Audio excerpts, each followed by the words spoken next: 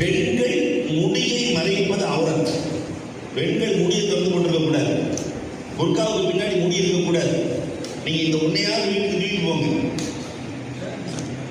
வெளியில முடி தெரிந்தால் அந்த குடும்பத்தில் பறக்கத் குறைந்து போயிட்டு. பெருமானார் ஸல்லல்லாஹு அலைஹி வஸல்லம் அவர்களிடத்தில் வந்து ஜிப்ரீல் அலைஹிஸ்ஸலாம் கேட்கிறார்கள், ரசூலை உங்கள் மனைவி ஹதீஜாவுக்கு நான் சலாம் சொல்ல ஆசைப்படுகிறேன். நம்மள்ட்ட வந்து ஜிப்ரீல் கேட்ட எப்படி சந்தோஷமா இருக்கும்.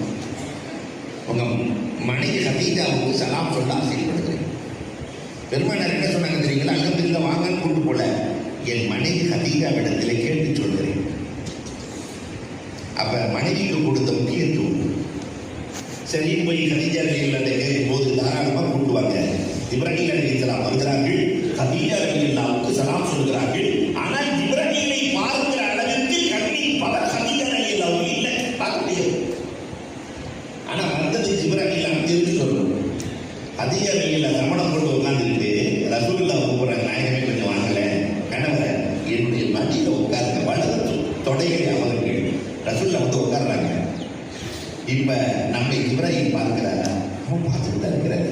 அப்படியே எதிர்த்து இடது பக்கம் உட்கார்ந்தாங்க ரசூலுல்லாஹ். ஜிப்ரீல் நம்மை பார்க்கிறாரா? அவன் பார்த்துட்டு தான் இருக்கிறாரு. தலைச்சீலை அகற்றி தலைமுடி தெரிகிற அமைப்பிலே ஹதீஜா ரலியல்லாஹு உட்கார்ந்துட்டு இப்ப பார்க்கிறாங்களா?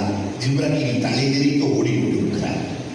அதான் ஹதீஜா ரலியல்லாஹு சொன்னாங்க, முந்தைய வேதத்தில் படித்திருக்கிறேன், வேதக்காரர்களிடத்தில் கேட்டிருக்கிறேன், எந்த வீட்டிலே ஒரு பெண்மணி தலையை திறந்து வைத்திருக்கிறாளோ அந்த வீட்டிலே காப்பான வழக்குகள் நுழைவதில்லை.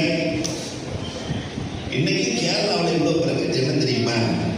அவங்க என்னைக்குமே தலைமுடியை திறப்பதில்லை. ஒரு கேப் போட்டு அதை மூடி அவ்வளோ நீட்டாக வச்சிருப்பாங்க. ஆனா நம்ம அம்மாமார்கள் மாஷா அல்லாஹ்